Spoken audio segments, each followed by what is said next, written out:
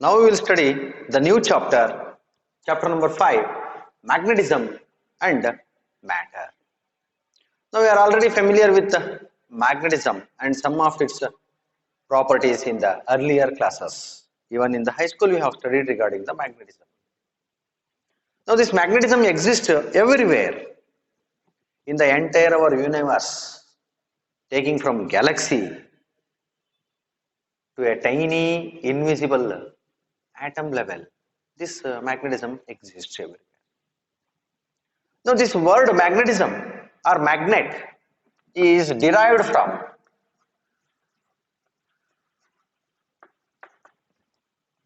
from an island in Greece. There is an island called Magnesia. It is a place, it is a small island in Greece. From this land, that word magnet derived. Now what happened in that place?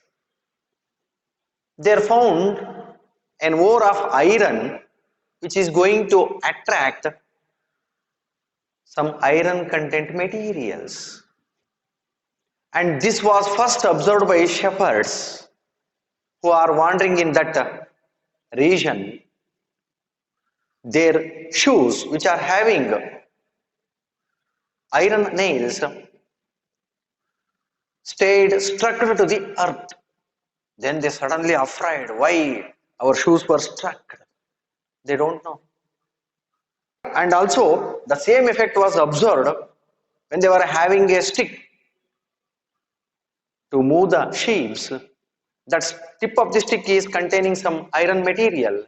It also got struck to the earth. Suddenly shepherds afraid of that one. There is something else is there in this region.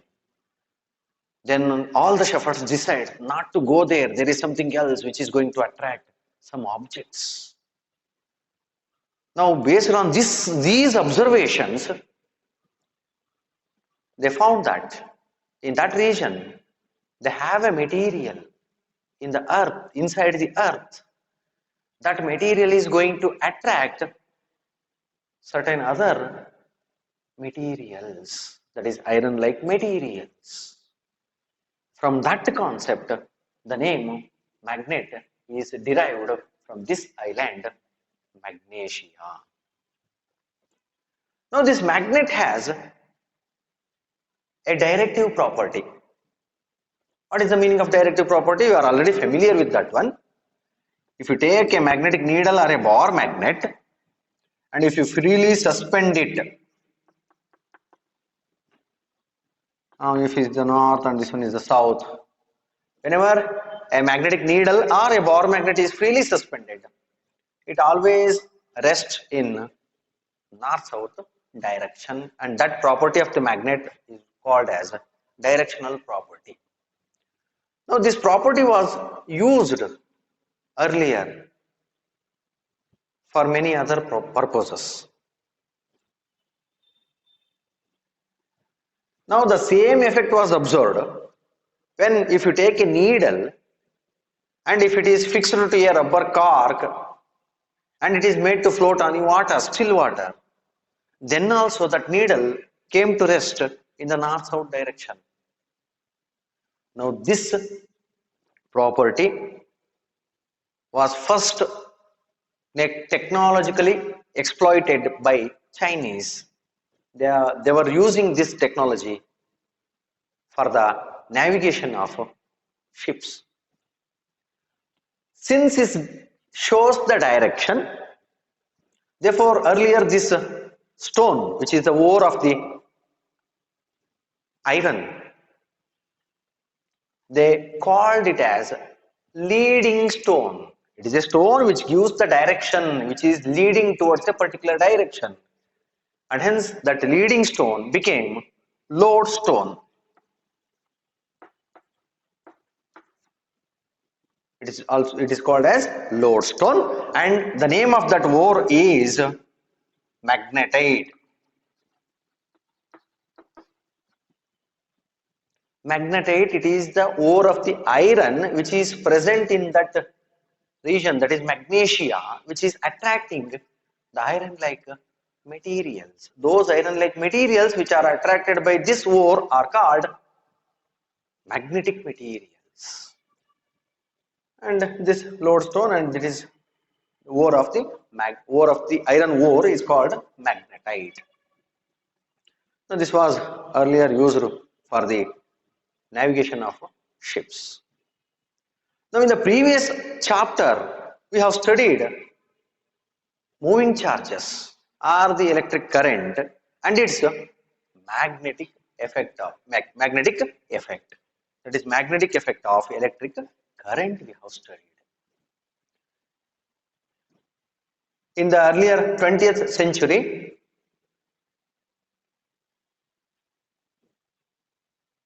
Christian Horsted has demonstrated an important experiment relating the relation between the electricity and the magnetism. Now that concept further boosted by Ampere, Biot and Savarts that we have studied in the previous chapter. Okay. And also we are familiar with certain magnetic properties, or we are knowing certain ideas regarding the magnetism that we will study. What are the ideas we have earlier regarding the magnetism? Now first idea is, everyone aware of this one? Earth behaves as a huge magnet.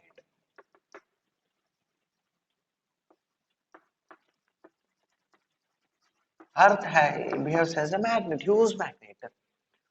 Having these magnetic lines, field lines, are directed from geographic south towards the geographic north. That we know from the earlier classes. Earth also behaves as a huge magnet. Because of that reason, a freely suspended magnet always comes in north-south direction, that we know. Now the second idea regarding this magnetism is a freely suspended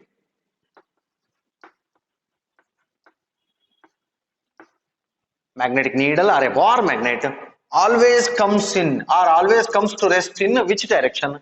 North-south direction, that we are now already familiar with in lower classes. If you freely suspend a magnetic needle or even a bar magnet, that always comes in the rest, it comes to rest in north-south direction. The pole which is directed towards the geographic north is called North Pole, and the another pole which is directed towards the geographic south is called South Pole. So therefore a magnet has two poles, so one is the North Pole and another one is the South Pole. Now the third idea regarding the magnetism is, if the like poles repel and unlike poles attract, that is the third idea regarding the magnetism we are already familiar. Like poles, that means if you take two bar magnets, now this is, if I take one bar magnet here and I am taking another bar magnet, now here the first magnet's north pole, and if I bring the second magnet's north pole nearer, that means like poles are brought nearer, what will happen? There is a repulsion. The two magnets move apart. That means like poles repel. Otherwise, if I bring the south pole of the second magnet towards the north pole of the first magnet, obviously what will happen? It gets repelled.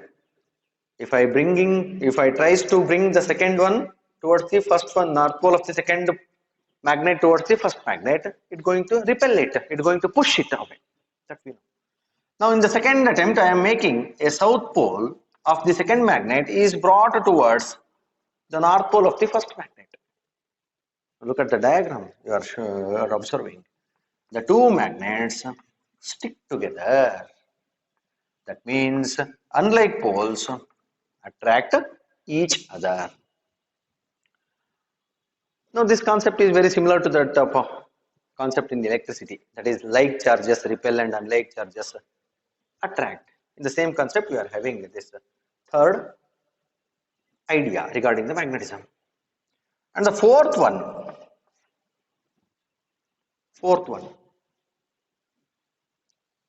there is no existence of monopole. Fourth one, I will write here, no existence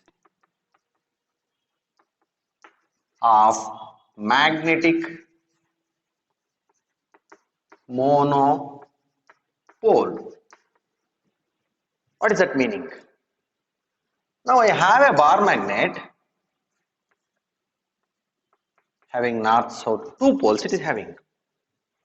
If I try to cut this bar magnet along this direction, I am making it into two pieces.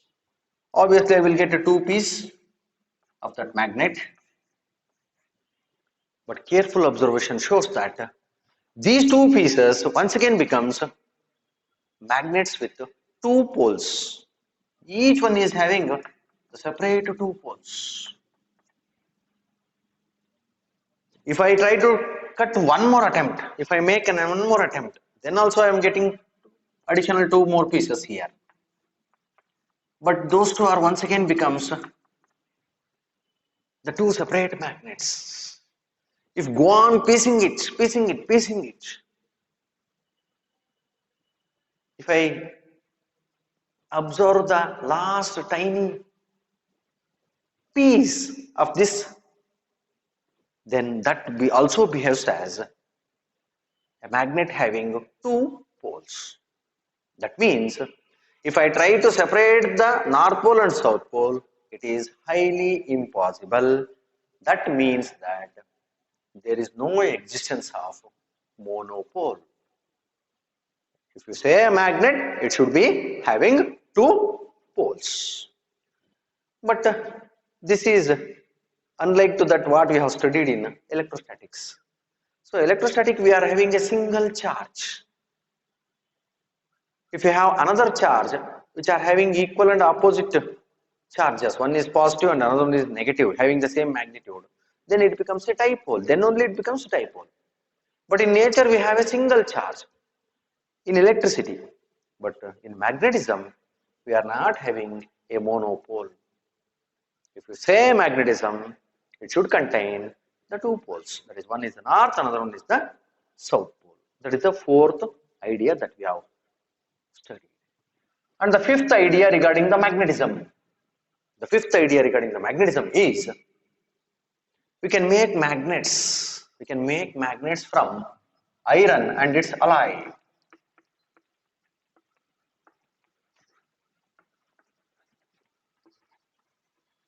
From iron and its alloys.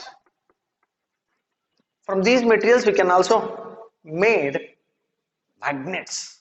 Magnets can be made by different processes. One of the known method is by rubbing a magnet with a magnetic material in the same direction and by beating in a particular direction and placing a magnetic material in a solenoid that we have studied in the previous class, that gets magnetized. Okay, like these steps we can make magnets. These are the 5 ideas regarding the magnetism that we have already studied in the lower classes. Okay, now in this chapter we are going to study what is the effect of external magnetic field on a bar magnet. Effect of external magnetic field on a bar magnet, that we are going to study. Gauss law of magnetism, that we are going to study. We are going to find, by using Gauss law of magnetism, we are going to calculate what is the magnetic field. Now this concept is similar to that what we have studied in electrostatics, Gauss law in electrostatics. Okay, here onwards we are having 2 Gauss law. Carefully you remember. Gauss law in electrostatics, it is a different concept, and Gauss law in magnetism, it is a different concept. Definition is different. Okay, carefully remember that one. Then the magnetism of the earth. What are the fundamental elements of Earth's magnetism? And we are going to classify the materials based on the magnetic properties, that is like ferro, para, and diamagnetism, that we are going to study. And also we are going to study on an important property, that is hysteresis curve. Okay, that is we are going to study. And lastly we end with permanent magnets and electromagnets. In this chapter we are going to study all these points. Next we study bar magnet. In the childhood of Einstein, he was given a magnetic magnet by his relatives. Then he was excited with that material, that is magnet. He played with that magnet and he was enthusiastic how it is going to attract the other materials. Okay. Now, some experiments were conducted regarding the magnet. Now, if I take a plain sheet of glass, above which if I sprinkle the iron filings, then below that glass plate, if I hold a bar magnet, then these iron filings above the glass sheet, they are going to arrange in a particular direction. Now this pattern of iron filings indicates that bar magnet is having two poles, similar to that of two charges of an electric dipole. The pole which is towards the geographic north is taken as the north pole, and the pole which is directed towards the geographic south is taken as south pole. Now look at the diagram. Now in the diagram, the iron filings are more concentrated at the ends. Therefore, these poles are situated exactly at the end of the bar magnet. Therefore, magnetic field strength is more at the poles and it is less in the middle region of the bar magnet. And one more thing, if you freely suspend a bar magnet, it always comes in north-south direction, that we have already known. Then magnetic field.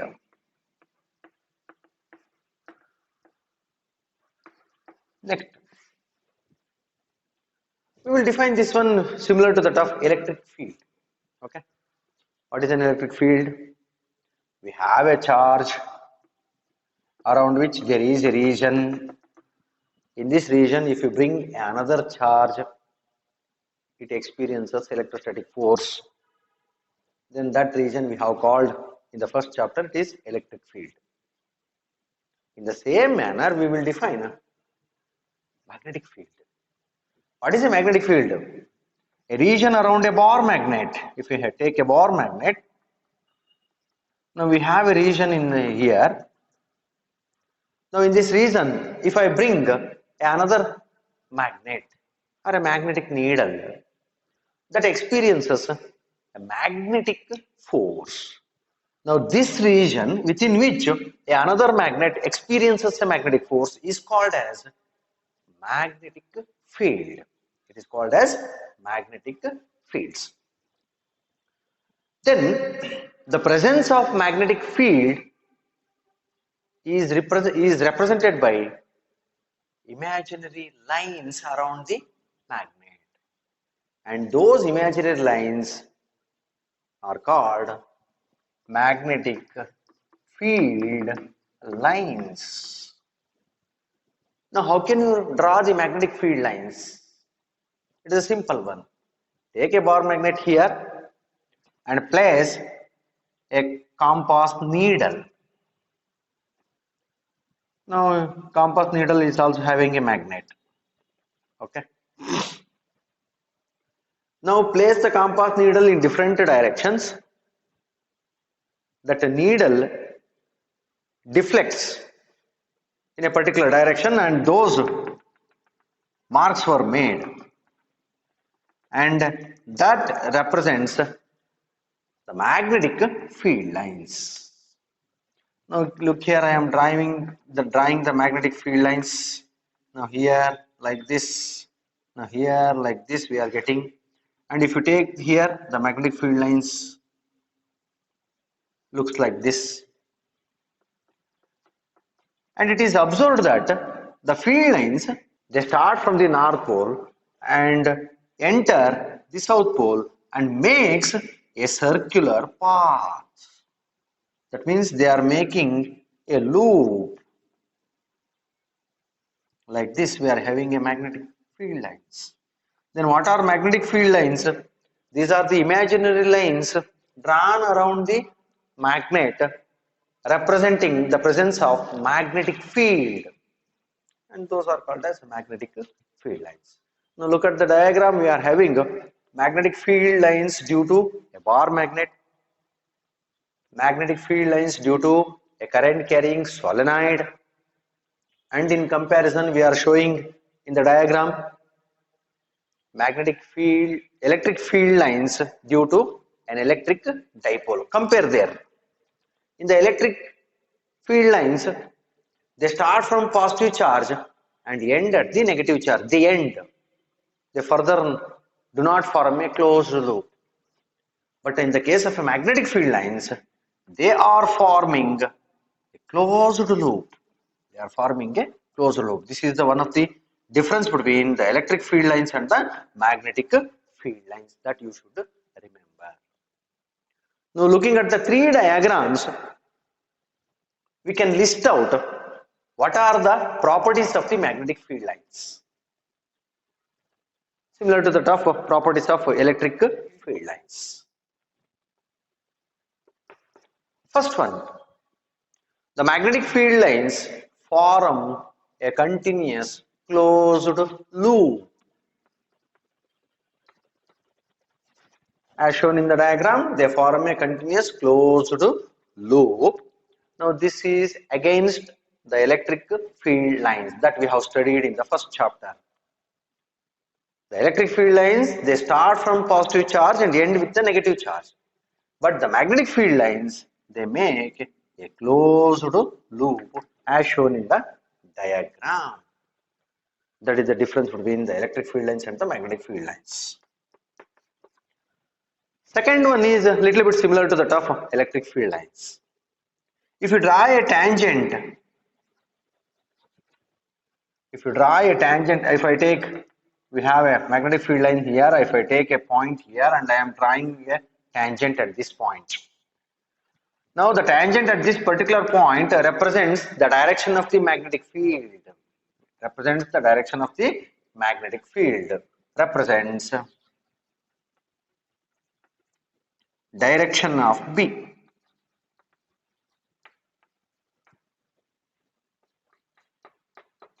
That is the second point. And the third point is the third point is also similar to that of electric field lines. No two field lines can never cross each other. They do not overlap or cross each other.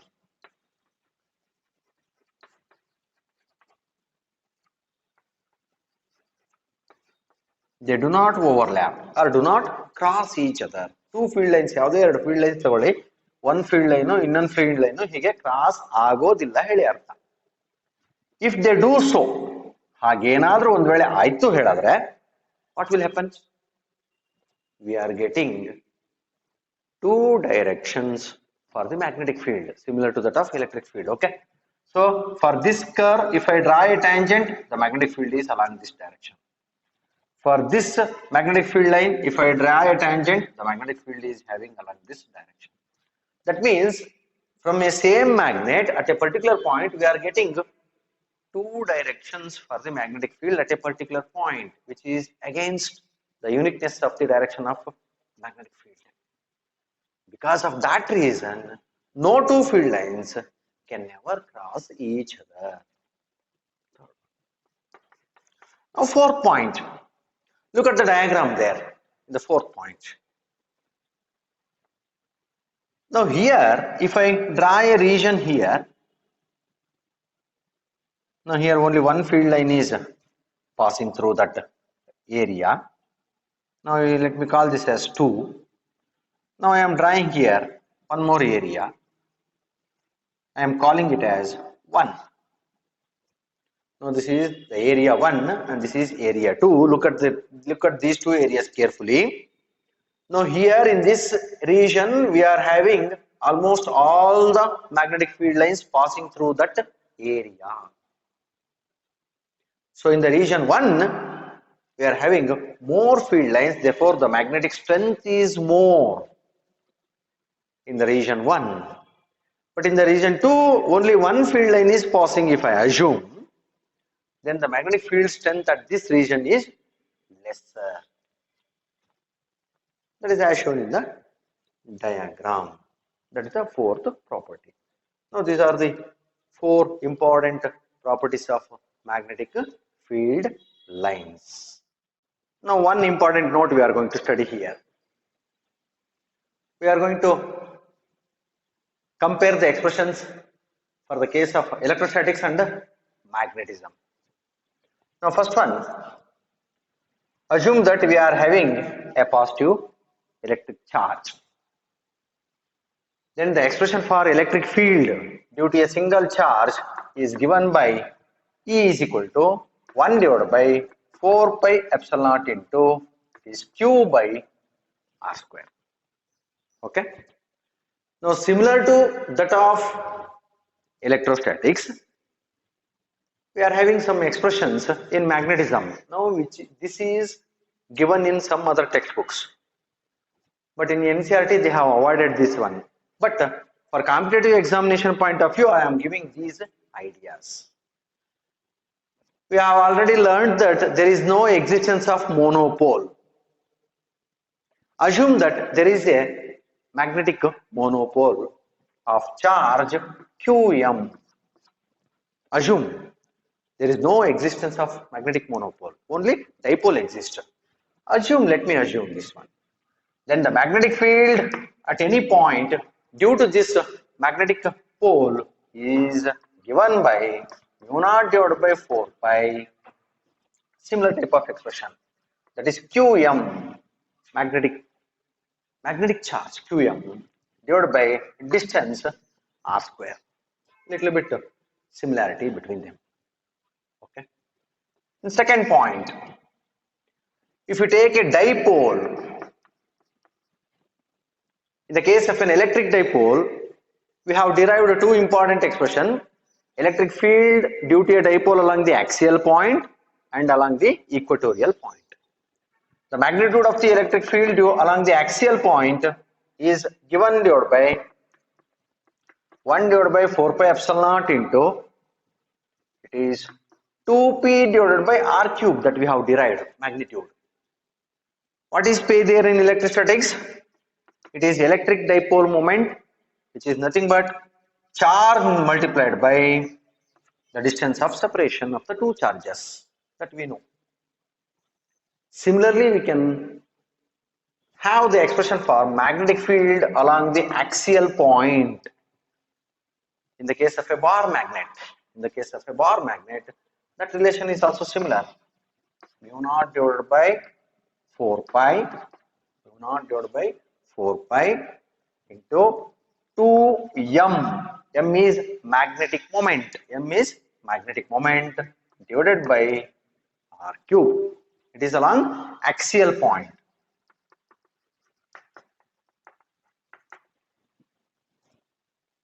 This is also axial point. Third point, for the equatorial point,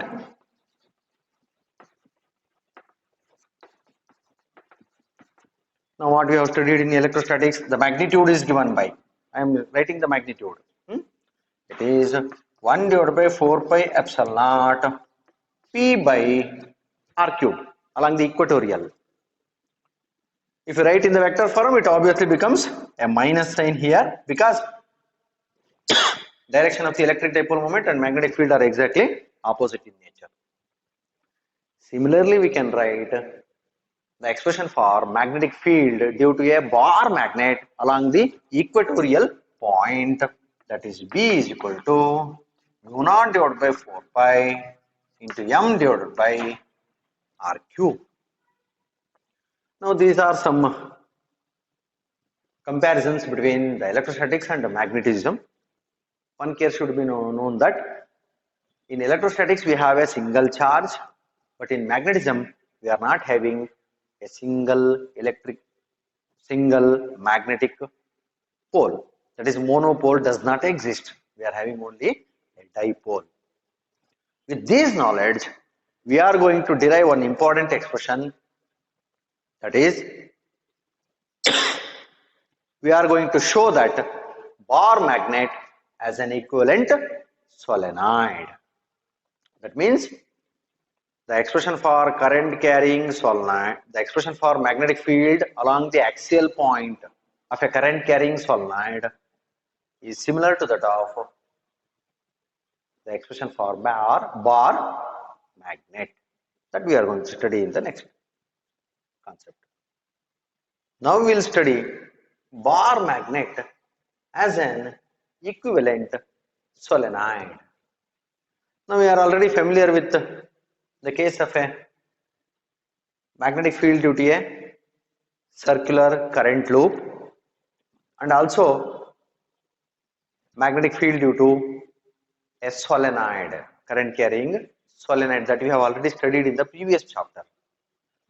So here what we are going to study is, we are taking a solenoid. Along the axial point of the solenoid, we are going to find out what is the expression for the magnetic field.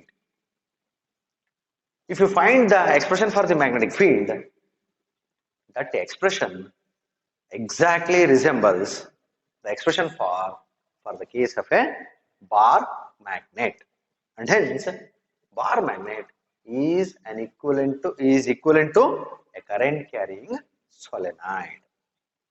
Now for that one, we have to consider a solenoid here. We have taken a solenoid having small n number of turns per unit length,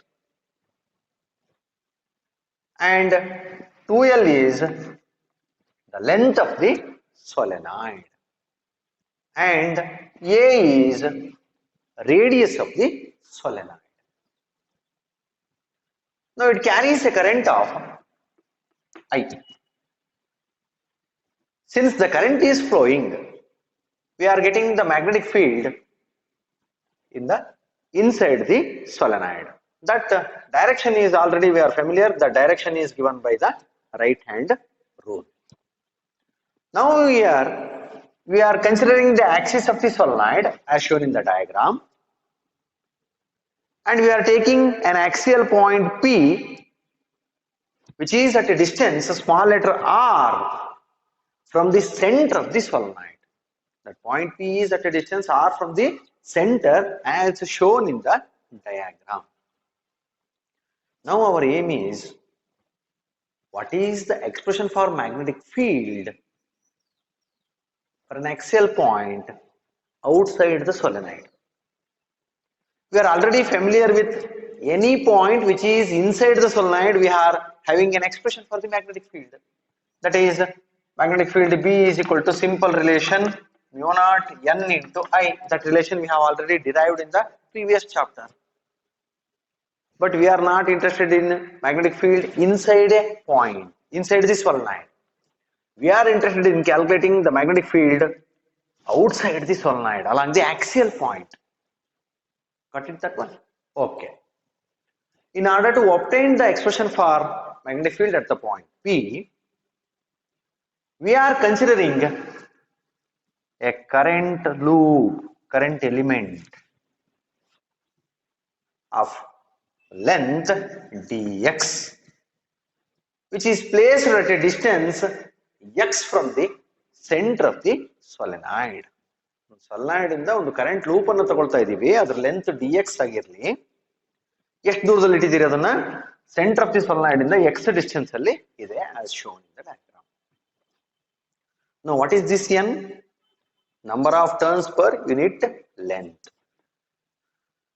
Then how many turns this current loop is having? How can you work out that one? Very simple. Multiply the length of the current element by the number of turns, that gives the total number of turns per unit length, that gives the total number of turns in the circular loop. Therefore, the number of turns in that loop, circular loop, is equal to number of turns per unit length of the solenoid multiplied by the length of the circular loop. Now that gives the total number of turns in that current element, current loop. Since it is a circular loop, we are already derived one expression for magnetic field along the axial point. The general expression I will write that we have studied in the previous chapter. V is equal to 2 into r square plus x square to the power of 3 by 2. That is the general expression in the case of a magnetic field along the axial point due to a current loop. Now the same formula is used for the current loop of length dx here. Therefore, the magnetic field due to a single current loop at the point P is mu naught. What is n? The total number of turns. Here the n is the total number of turns in that current loop, that is n into dx. Therefore, I am writing n into dx. And here we have I current, that is current I is flowing through that solenoid or the current loop. And here we have taken r as the radius of the circular loop. Here we have taken a as the radius of the circular loop. That is the difference. Okay. Here I am taking a square divided by, now 2 I am having, once again what is r square? In that case we have taken r as the radius. Here we have taken a as the radius. Therefore it becomes a square plus, what is x? It is the distance of the axial point from the current loop. Clear? Now look here. P is at a distance r from the midpoint of the solenoid. That we are not going to take. What we are going to take? What is the distance of this current loop from the point P? So look here. Now this distance is x and this total distance is r. Then the distance of the point from the circular loop is r minus x.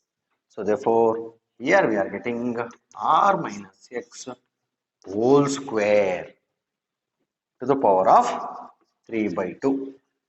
So this step is very, very important one. Okay.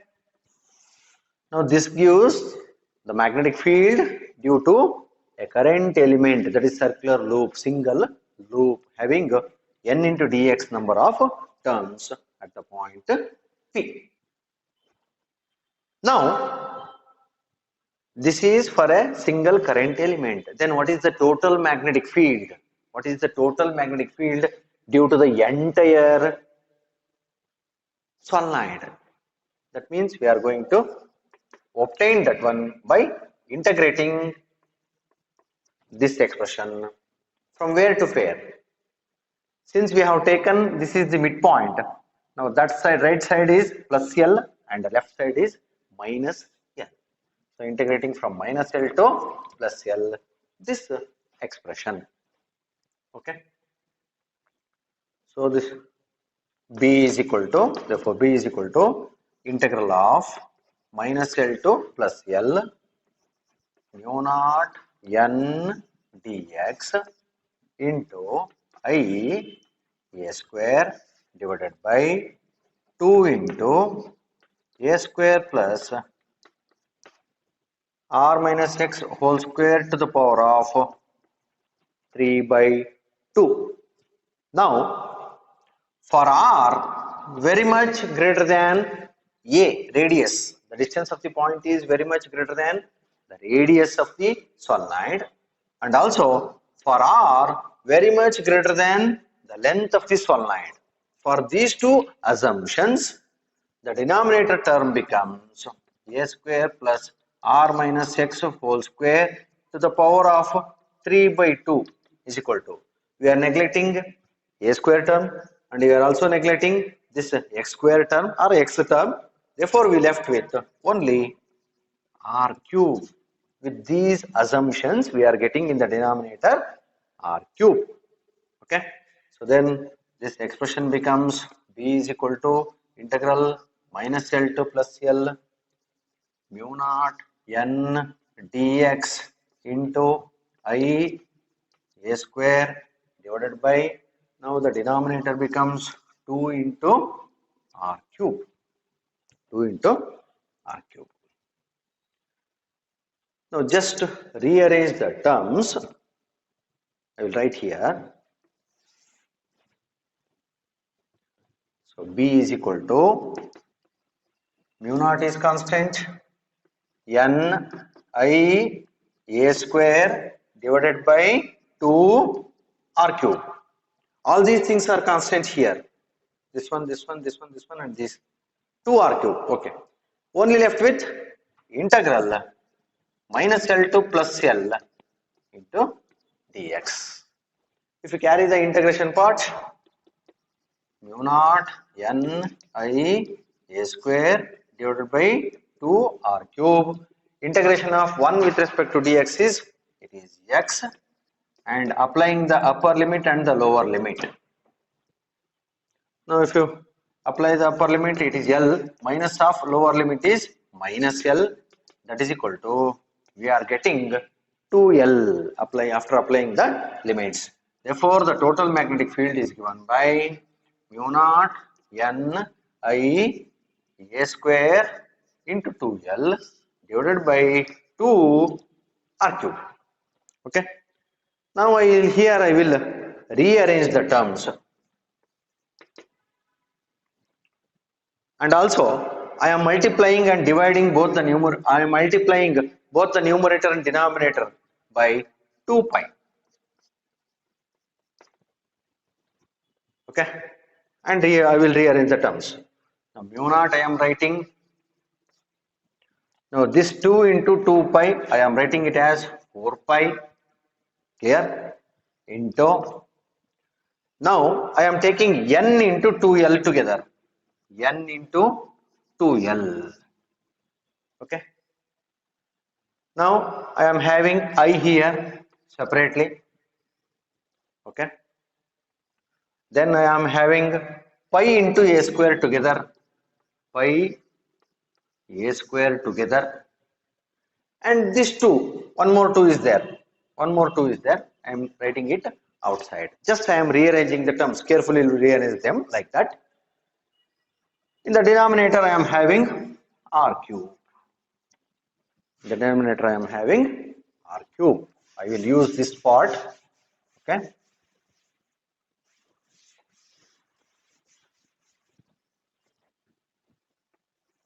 Now look here carefully.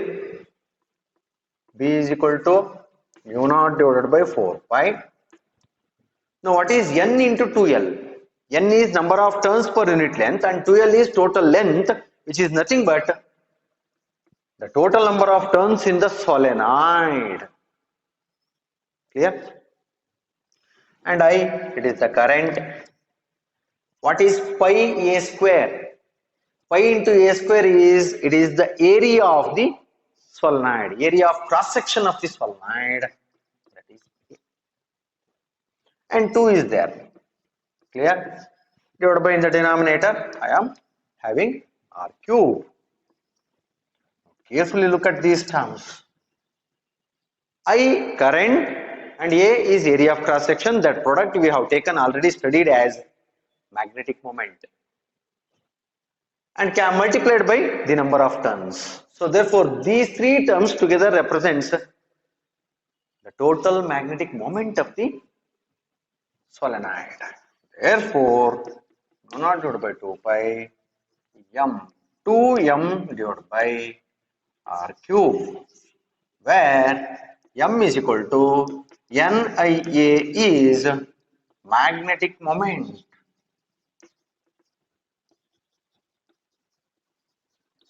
It is the magnetic moment. Now look at this expression.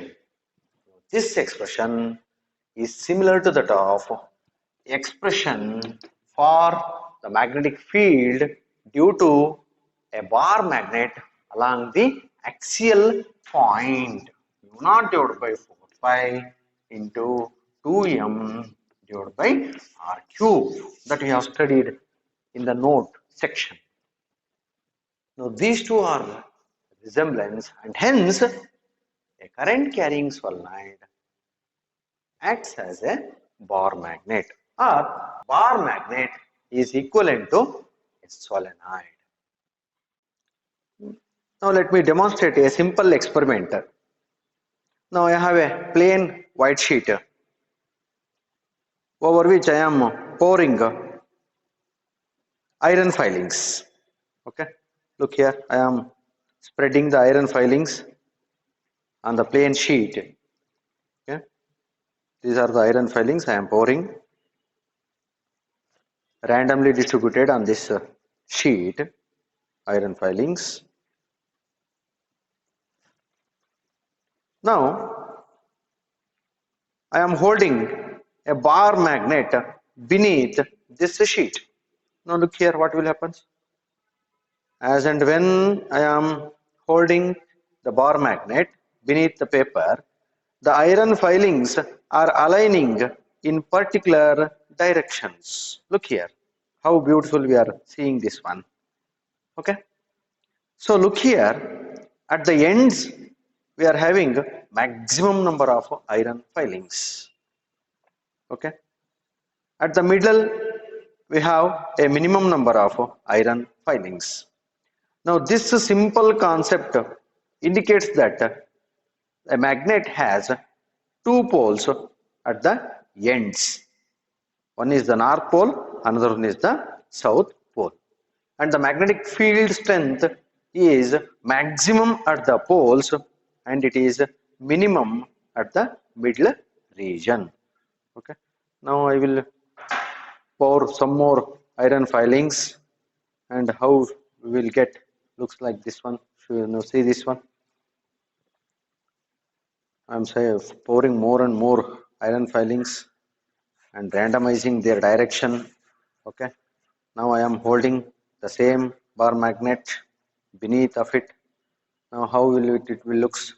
Look here, the iron filings tends to align. They are tending to align in a particular direction.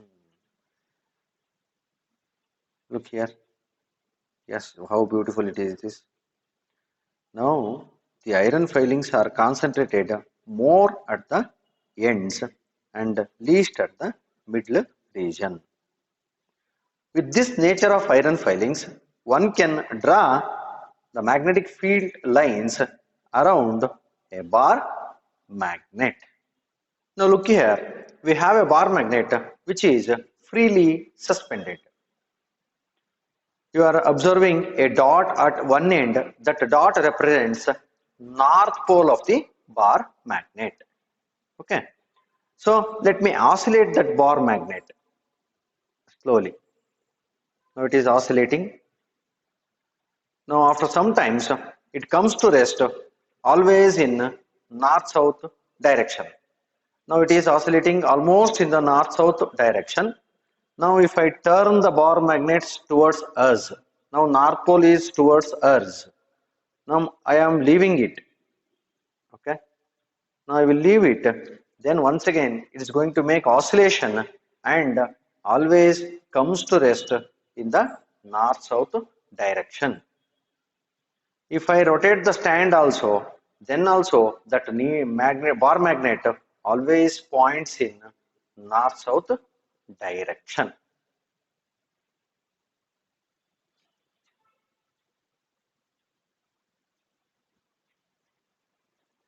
Look here, it is always coming to north-south direction.